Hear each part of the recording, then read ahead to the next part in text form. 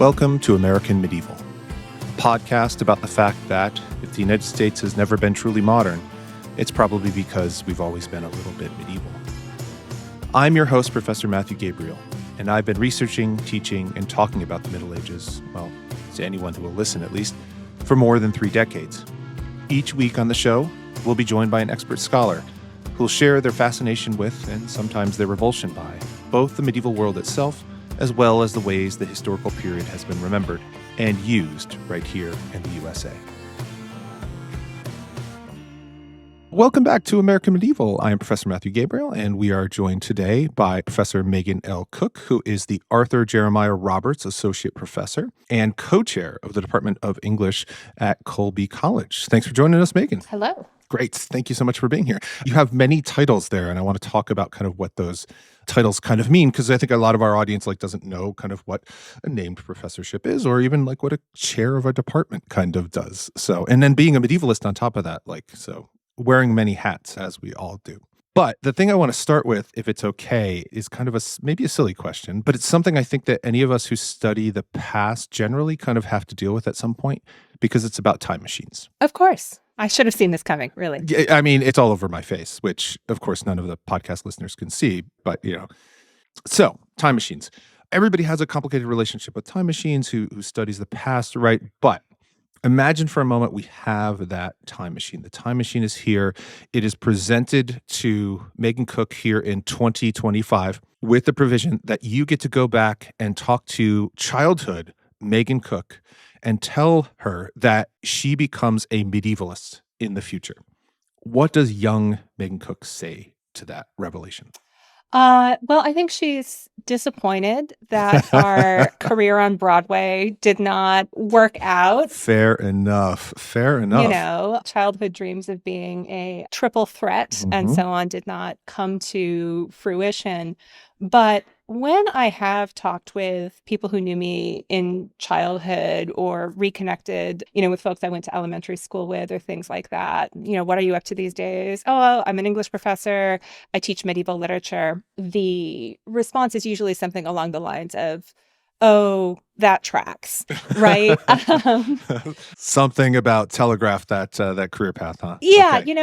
I was a big nerd. I have an aunt who does, or did at the time, historical seamstress. She made costumes, right? Okay, yeah. And she made me a beautiful long cape. Oh, fantastic. That was a prized possession for a few years there. I did wear it to school. I did wear it out in public. So I think that's a lot where the oh yeah, we saw this written. Yeah. So I think probably childhood Megan, she would hope that we have cooler capes and, garb in the fair sense. Uh-huh. Yeah, I think that would be the first question would be, what are the outfits like? What are the outfits like? Okay, so importance of aesthetics. Again, kind of consistent with your work, which we'll talk about, maybe in a little bit. But again, the disappointment of the Broadway dream. Whomst among us? I mean, yeah, exactly. I thought, as I've, mentioned in other episodes here, that, I thought I'd be playing first base for the New York Yankees. That did not work out. Yeah. I had backup plans to play as an international soccer player. Again, did not work out. Sure. But here we are. It is interesting, though, when I've asked this, people have different kind of ages that they're thinking of when I say kind of childhood versions of themselves. But the one consistent thing is that, there's something there in the past that kind of connects to what we're interested in now. So, for you, like you were saying, about kind of costumes and things like that, there was something about that when you were talking about it with your friends, they could see that kind of through line. For other people, it's books, read a lot of Tolkien or other sort of fantasy when they were, kids. Or I think the through line for me was I played with Legos a lot, and so it was mostly the medieval sets I was mostly interested in. Yes. Which were super interested. But it's weird how those kind of childhood things kind of carry forward and then become not necessarily subjects of our own study, but certainly part of our identity as medievalists, right? Absolutely. And my other identity besides medievalist is book historian, right? So a lot of my research deals with the way texts from the Middle Ages get copied and recopied and transformed through that process of transmission and reception. And so my mother is an artist, and my father, before he retired, was an accounting professor. So Okay. the history of the book lies squarely at the intersection of graphic arts and these kind of like microeconomic considerations. Once you get into early printing, it's all people suing one another about shoddy small business practices and bad investments.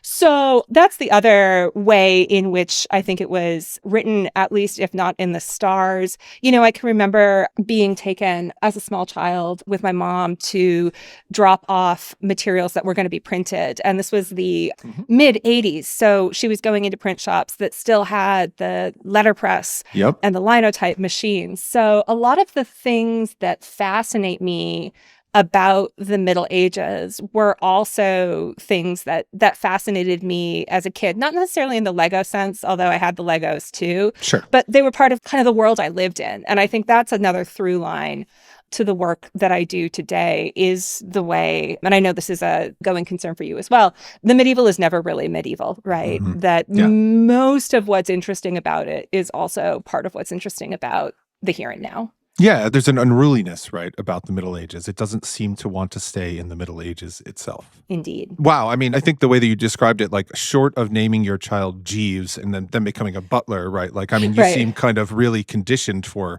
this career that you have. Yeah, it was not a huge shock to anyone, I don't think. No. Everyone's going, yeah, okay, yeah, that makes sense. Yeah, there you go. Yeah. Surprise.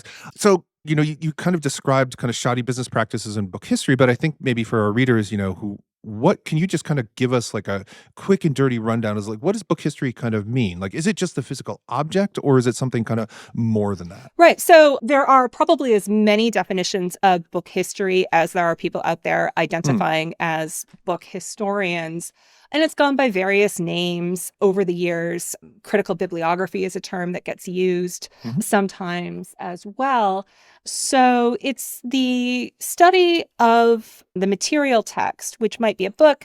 It also could be a digital file. It could be a scroll. It could be, something etched in stone, depending on when and where we're talking about. But if there's anything that unites the field, it is an interest in how the material conditions of communication shape the facts of communication, the meaning that we make of the text that we have, but also the economics, the cultural politics of textual transmission as comes down to us in these physical objects, whether they're manuscripts, early printed books, can really be a lot of things. Yeah. It's probably something that even, I'm not a book historian at all. I mean, I certainly work on manuscripts. I think about manuscript production in kind of the early and central Middle Ages in some ways. But like even today, like I don't think a lot about how a book gets to me in some ways and all the various processes. And this was true in the past as well, right? Like there were lots of things that were involved, from manuscript production, hand lettering and things like that, all the way to, the new printing press and things of that nature. I remember when my first book with David Perry, The Bright Ages, came out a few years ago, there was a paper shortage. There was a global paper shortage because it was the pandemic was going on. And so that was something I had never thought kind of would impact things. And then I remember our publisher saying something too about, because everything's printed in South Asia nowadays, or most things are printed in South Asia nowadays. And they were telling us this doesn't happen to our book, but a container ship was heading across the ocean and it hit a storm and one container fell off. And that was the entire print run of another author's book. And so like, that was it. They had to wait like 6 months to republish the whole thing. It couldn't exist. You just don't think about these things, right? That's terrible for the author, but a really great example of the ways in which, the life of books is part of the whole world around us, right? And nothing is getting beamed magically into your head, right? People had to cut down the trees to make the paper, process the paper. I live here in Maine where there's a long history of logging for paper production. That's still occurring. I can look out the window and I can't see specifically, but I teach in Waterville, Maine, where there's a very large paper plant that's been dormant since the 90s, but it's a mile long, right? I don't think, even I as a book historian who works on the 15th, 16th century, really wrap my head around how much these things I think of in a historical context are still very much with it today. But I was sort of nodding when you said that your book was delayed because of a paper shortage, because the same thing happened when my first monograph came out in 2019, The Poet and the Antiquaries, which came out with Penn. And my editor said, look, I have bad news, but you're going to love it. That's a great thing to say. Yeah. He's not going to cut. This was Jerry Singerman, who was there for years and years. And he said, well, okay, but your book is delayed, but it's for a very, book historical reason. There's a paper shortage. Yes. Proof of method, right? Proof of method, that's right. Like, this is the necessity of book history right here, is to understand these things. So you talked about kind of book history specifically in the 15th and 16th century. So how would a book be made in that particular period? All right. Well, that's an interesting period to talk about, right? Because we have two processes happening simultaneously in Western Europe. Now, if we zoom out, if we're talking about other parts of the world, East Asia, for example, printing there starts much earlier. You've got the Diamond Sutra, the date of which I am not going to attempt to cite correctly off the top of my head, but maybe you can put it in show notes or something. So, but in the 15th century, 16th century in Europe, your everyday stuff is likely still being produced by hand. As a lot of people know, monasteries were a major center for manuscript production, where you would have folks working on parchment, right, which is a writing surface made from animal skin, but also increasingly paper. Now we think of it as wood pulp, but in the period, mostly made from recycled rags, linen. So a real full circle moment. People could be wearing the clothes that would one day make the paper that they would write their will bequeathing other clothes on. Fantastic. Love it. And so you increasingly get in England, which is the area I focus on, London becomes a center for bureaucratic textual production. And we have figures that we know about like Thomas Hockleave, who we know because he was a poet, but he was also a scribe. He was a great admirer of Geoffrey Chaucer, but his day-to-day job was copying over these documents, most of which are on paper. So the process of manuscript production, you get your surface, whether it's paper or a stack of parchment, you write on it using ink that you've likely made yourself. We have a lot of recipes that come down in kind of household books, things that have recipes for medicines, for food, but also for things like ink. You're going to write with a pen, which might be your sort of stereotypical quill pen, although probably not, with the super fluffy ostrich plume, or possibly a metal stylus. And you copy it all out by hand. And depending on what you're copying, this could be really well planned, ruled out ahead of time, or it could look, like somebody's class notebook with kind of a scrawl, legible only to its author. But then in the middle of the 15th century, we start to talk about movable type. And when we think about someone like Gutenberg, who is associated with the printing press, this is what we're thinking about. And the printing press, it's a modified wine press that has a screw that puts a flat piece called a platen down on top of a series of letters that are assembled to make the text that you are printing. So those are laid out on the bed of the press in reverse. Ink is put on top of the letters, the pieces of type. The paper or whatever else you're printing on is put on top of that. Then you use the screw or lever to press down on the whole sandwich with force, you undo it, you pull it off, and you've got a mirror image, which is your correct image of whatever it is you're trying to print. Now, there's a lot of questions about where Gutenberg got this technology. Movable type of a sort had been in use in East Asia for centuries at this point. So how are these ideas traveling? There's a lot of questions worth asking that we don't sort of understand in full yet. But one thing that we do know is even earlier in the 15th century, in Europe, people are making wood blocks that they are using to print books, often heavily illustrated. But for people who can't afford these, monastic, beautiful, handwritten books, and I bring this up in part because it's one of my favorite book historical words, which is xylography, right? The XYL is the same as in xylophone. But it also, I think, is worth bringing up because it is a good reminder of how few sharp transitions there are. You know, people think about the 15th century, the 16th century. You talk about the print revolution. You talk about the Protestant Reformation. You can talk about a lot of other important economic and political changes that are happening in Western Europe at this time.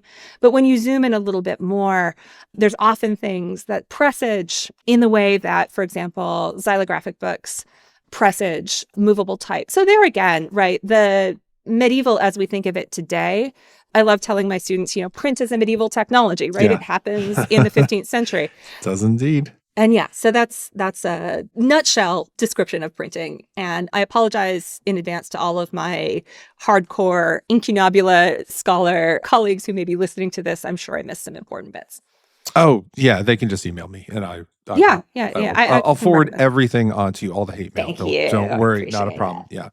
I think one of the things there's a lot that I really want to kind of talk a little bit more about with this point of transition, right? But I think that's such an important point that we often struggle to convey to, especially to wider audiences or like introductory students that we're talking to, is that there aren't these sharp breaks, right? Like you were saying, right? Like there are people still hand copying things, and then there's people who are printing on wood blocks for a long time, and then we have the introduction of or quote unquote introduction of, you know, the movable press and stuff like that. So I guess one question that kind of springs to mind related to that is like, was there competition between kind of hand lettering monks who are still, or you know, entrepreneurs who are still kind of copying books by hand when these new technologies were invented? Or was it more they thought they were kind of for separate things? That's a really good question. And there's a lot of different ways that it might be answered. I think the short answer is it depends.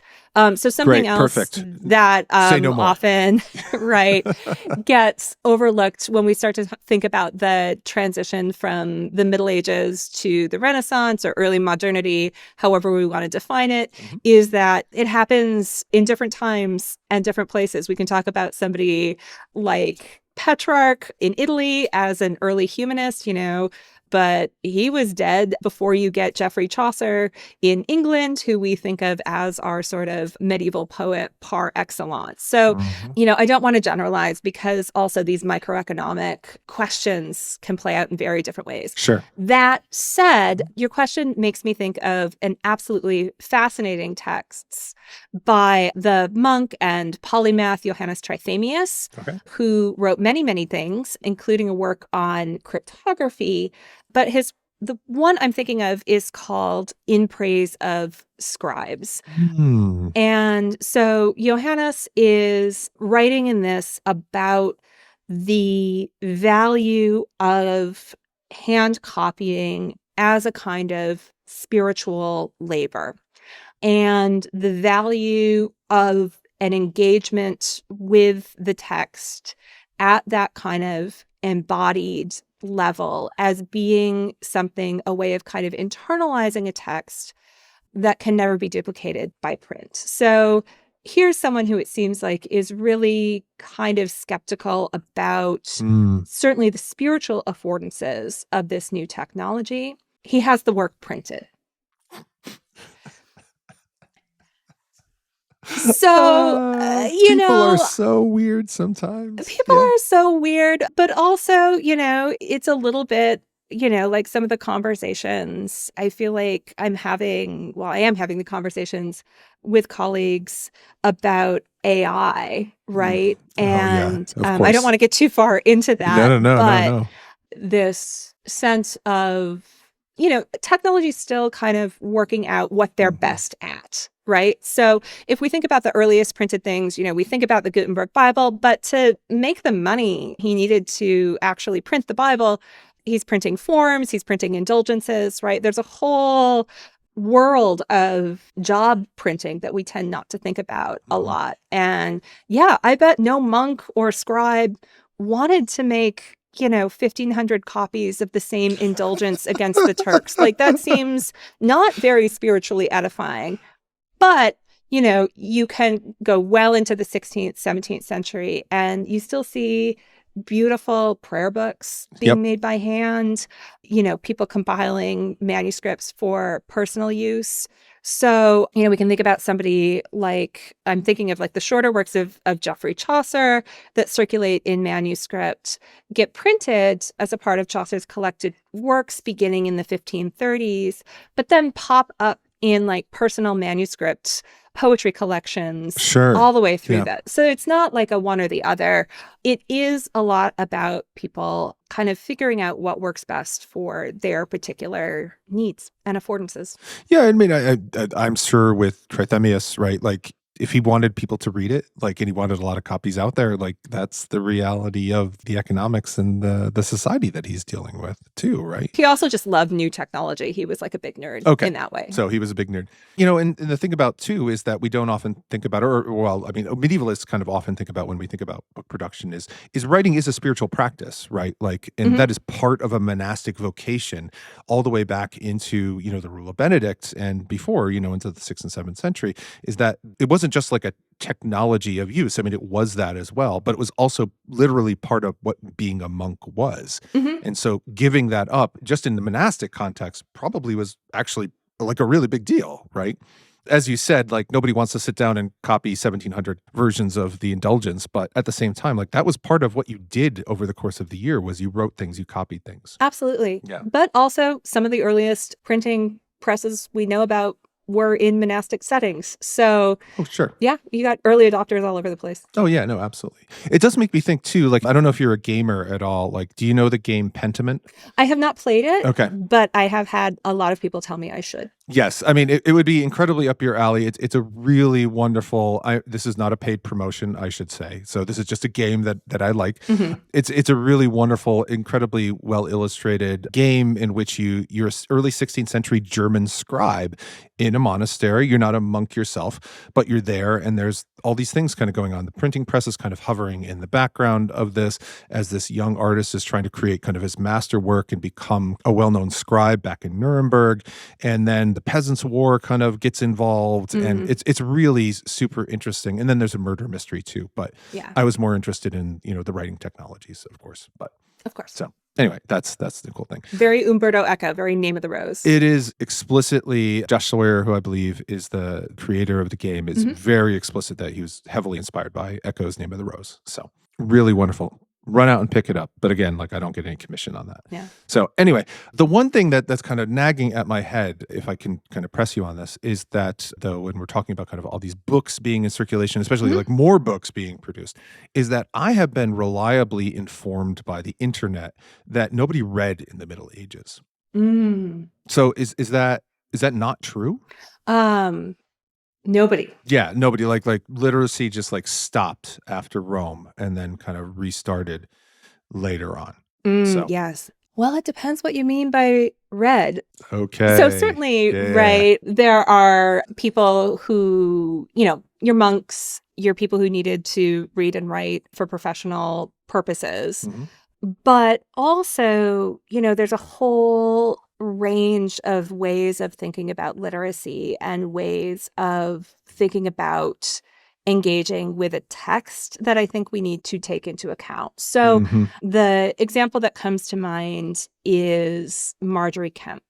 Marjorie Kemp was a woman who lived in East Anglia in the latter part of the 14th, early part of the 15th century. She was married, she was sort of middle class, had 14 children, although we don't know how many lived to adulthood. And when she was a young woman, she had a very frightening, life-threatening experience, perhaps something akin to what we might today label postpartum psychosis, and then a profound experience of spiritual healing and calling. And she spent the rest of her life pursuing that spiritual vocation in various ways, traveling, speaking with various clergymen, going on pilgrimage, disrupting her local church services with her crying and roaring.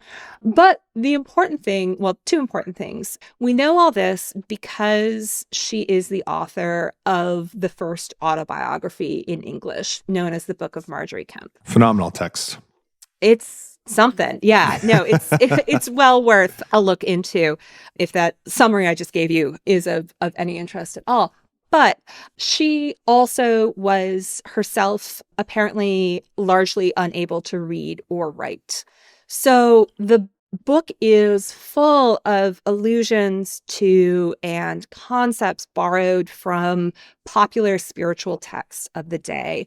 And she talks about having her confessor, so a clergyman to whom she would not only confess, but who acted as a kind of more of an everyday spiritual advisor, read to her.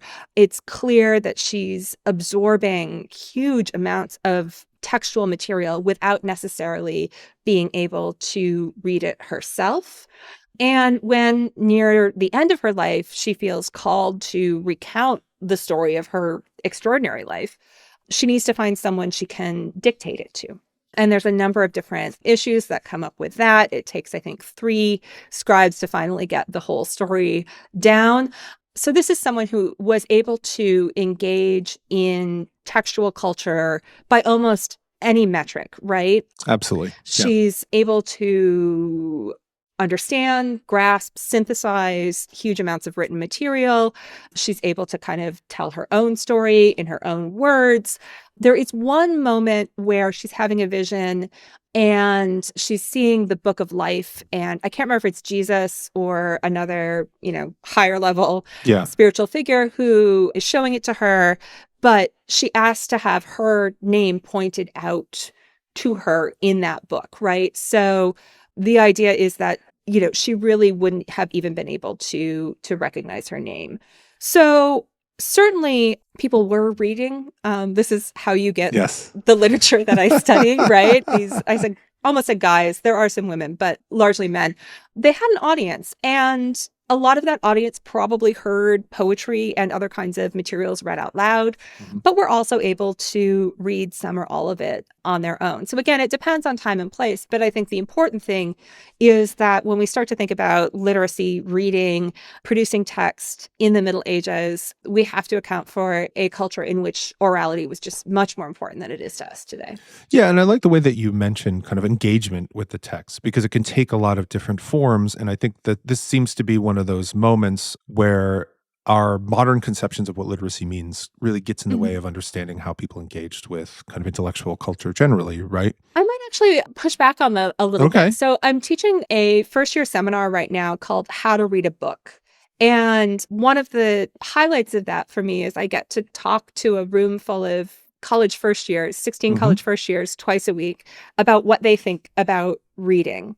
And a theme that's become really prominent in the last couple of years is how much they consume via audiobooks, how much they enjoy consuming books via audiobooks, and that they absolutely consider that a form of reading. So I think we're at an interesting moment where perhaps the very narrow idea of what a book is, how a text is encountered, is also open to flux in a way that makes it easier to think historically about the multiplicity of forms that reading and kind of comprehending a text have taken. Yeah, that's a totally fair point, a really interesting one. And I'm probably just dating myself by like how I was educated, in which literacy meant like a certain engagement with a physical book, a physical object. Like, there were no Kindles or ebooks or anything like that, let alone audiobooks. I guess there were books on tape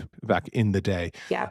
But there was a very small subset of all books that were produced or consumed or anything like that. And so things are a little bit different now.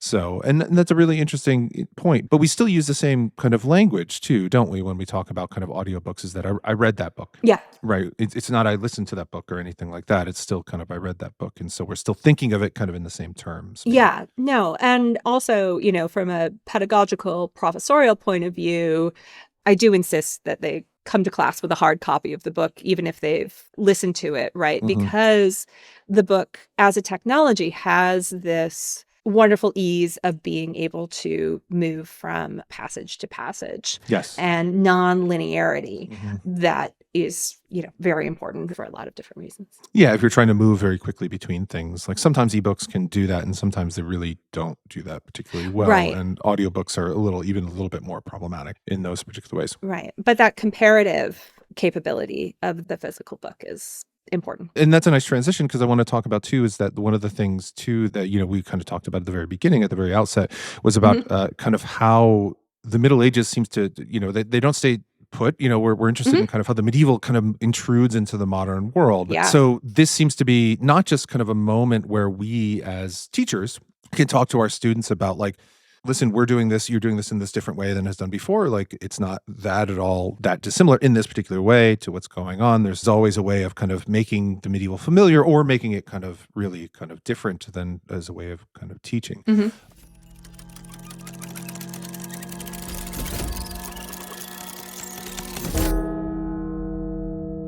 Let's take a break from American Medieval to talk about science. Tiny Matters is an award-winning podcast about tiny things, from molecules to microbes, that have a big and often surprising impact on society. From deadly diseases to forensic toxicology to the search for extraterrestrial life, hosts and former scientists Sam Jones and Debaki Chakravarti embrace the awe and messiness of science and its place in history and today, and how it could impact our world's future. The pod is brought to you by the American Chemical Society, a nonprofit scientific organization based in Washington, D.C., and is also, of course, a part of Multitude. Look for new episodes every Wednesday. Now, back to American Medieval.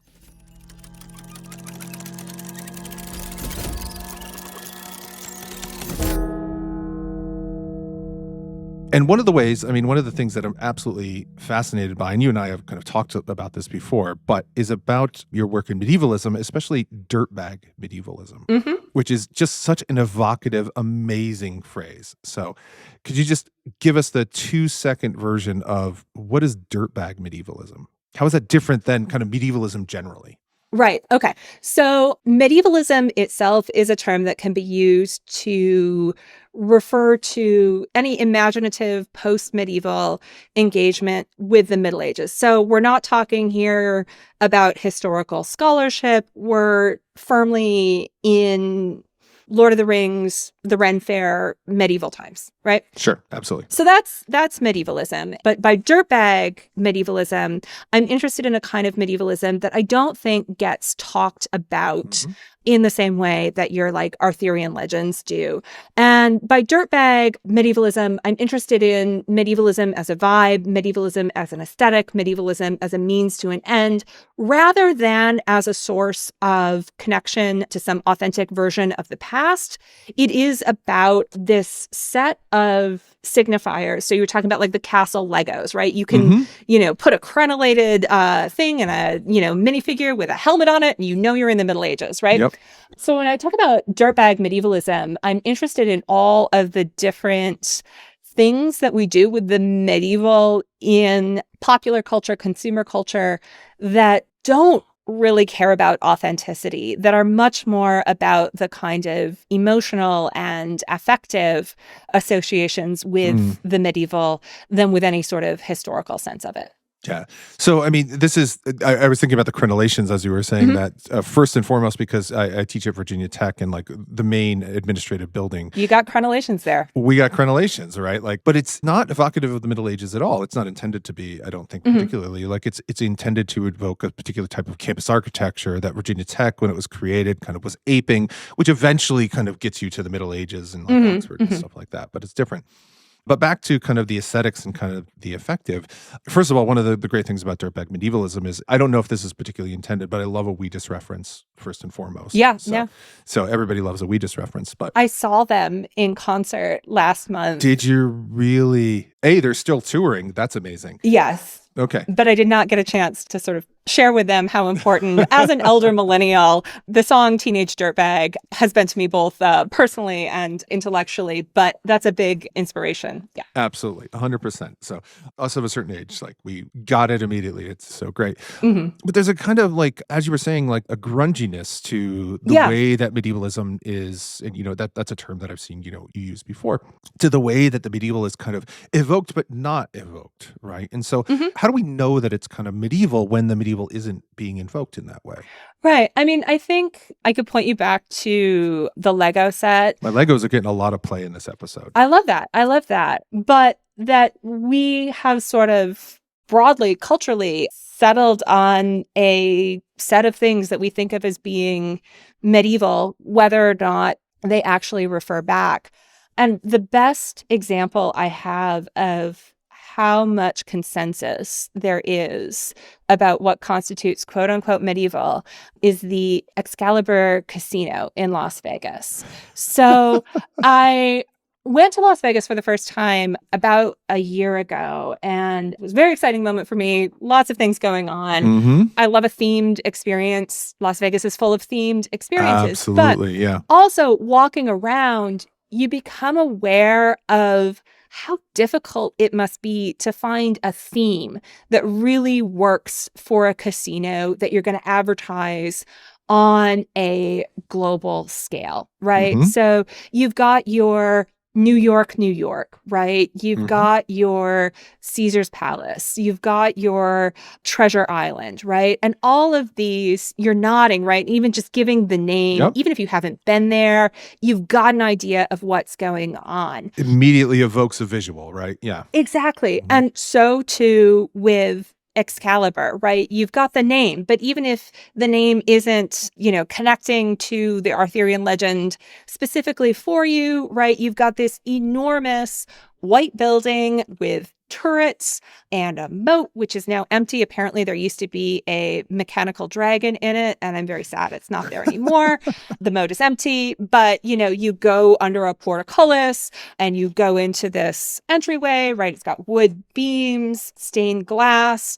There's knights and ladies. You go downstairs and there is a show with men on horses. It's jousting, isn't it? It is jousting, yes. Although differently from like medieval times I've been to, there were a lot more dancing girls. Well, it is Vegas, so. The squires were shirtless in a way that didn't feel sort of like narratively necessary. But we left and my partner pointed out that the other thing that performs in that space, or next door maybe, but in the Excalibur Casino is a Chippendales review, The Thunder from Down Under. Okay. So, maybe there's a bit of double casting going on. Anyway, point being, there was a very limited number of themes that you could really make work in a Vegas casino. And one of those is the Middle Ages, right? Yeah. And immediately recognizable, not just to, us in the United States, but internationally, like as you were saying, right? Like I think there's something about that whole, like again, like back to the Legos, back to the crenellations, you make a thing look like a castle. Everybody's like, yep, I know exactly what's going on here. Yep. And also I think for those of us in North America, we don't regularly encounter the kind of reality testing that might occur if, say, you were living in France near an actual 12th century castle or, hiking near the ruins of a monastery in the Lake District or so on, right? It can become pure fantasy so that things get reworked and worked, and we have this, not even a narrative, but a kind of a visual, a sonic vocabulary. The Middle Ages have very good branding in the States.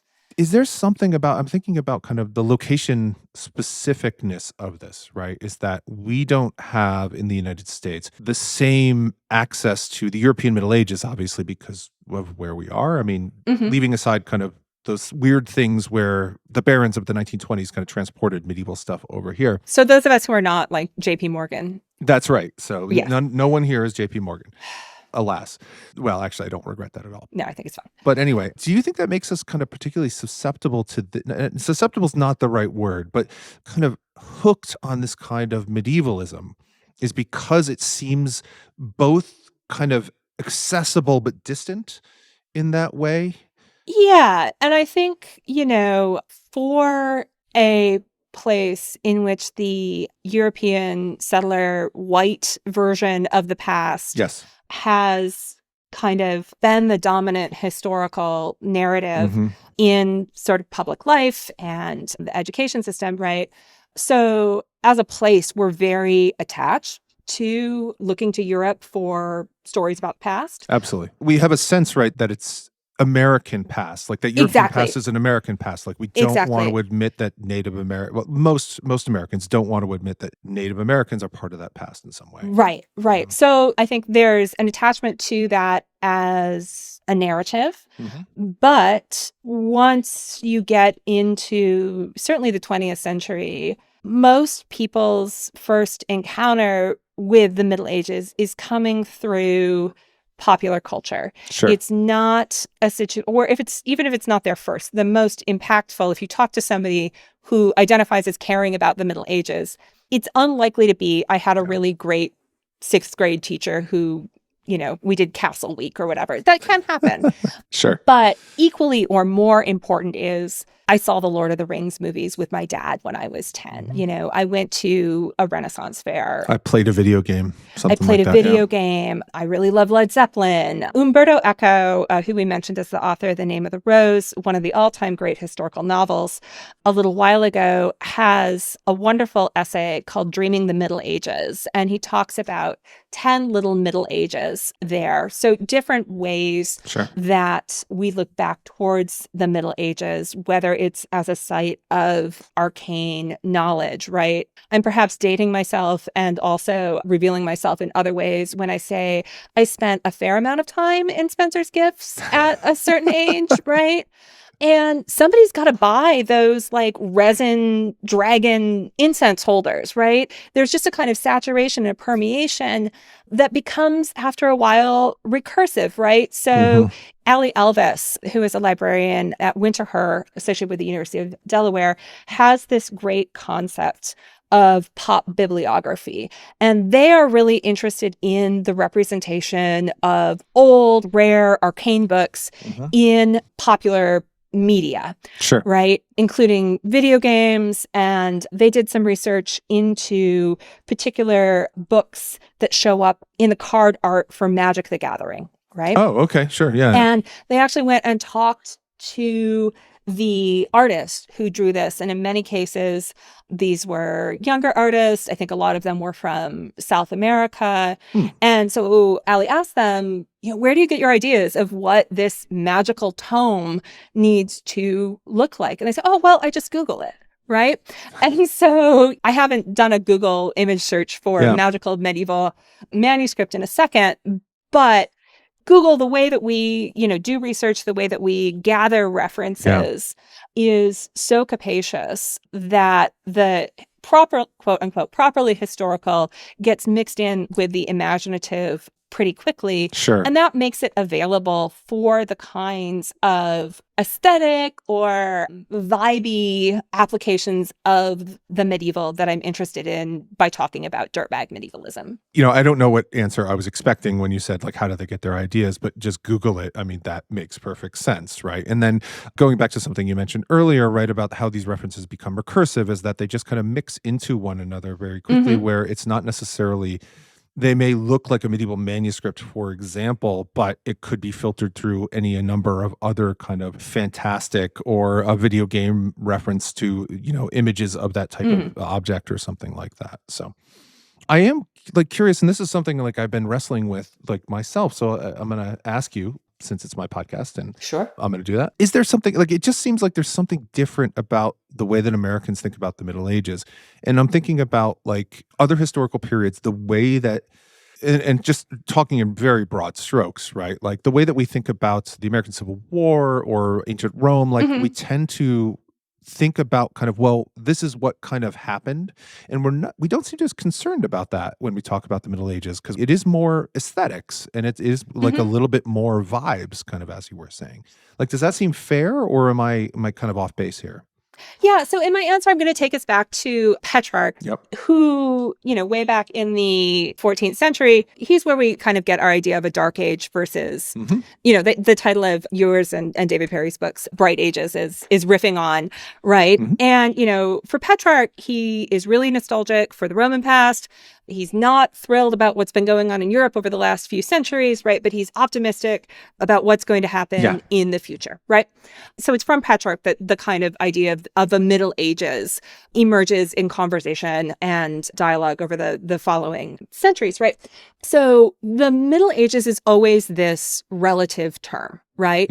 It's a label that is what is not now and what is not the part of the past that we see as being contiguous with us, right? It's an interruption. It's an interruption. It's other than the present, right? And the medieval is what comes before modernity, whatever modernity is, right?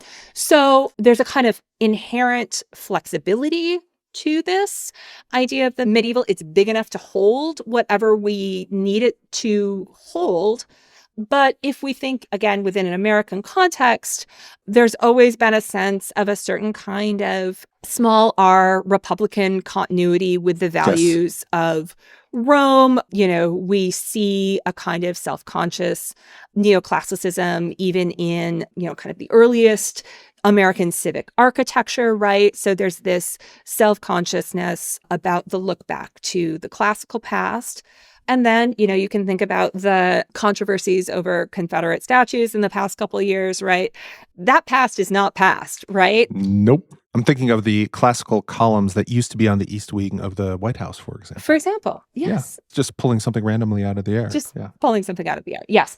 So the medieval gets to be this space of otherness that is both geographically and temporally other from where we are here and now, right? Which is why teenagers love heavy metal bands with self-consciously medievalizing typography and imagery, but it can work in a couple of different ways, right? So we can get moments of high camp medievalism, like Chapel Rowan in her various suits of armor or chainmail gowns or princess outfits. And then we can also get scumbag medievalism. So, you can think about the way that this is back in 2016, right? I think 2016, when the Charlottesville Unite the Right rally happened. 2017. Thank you. And the amount of, again, self-conscious medievalizing that went on there. Yeah. So it can take two very different directions, but both are equipped by this sense of the medieval being something other than the here and now. Yeah. And recognizable to one another, right? Yes. Right? Yes. That's in some ways kind of the weird thing, is that there is something that they're not the same thing, they're not doing the same thing, but they are kind of within the same genre. They're within the same genre, and they're recognizing the same affordances of medievalism in American life, right? Which is that it has this malleability coupled with a fairly recognizable set of signifiers that can be used for playful purposes, for political purposes.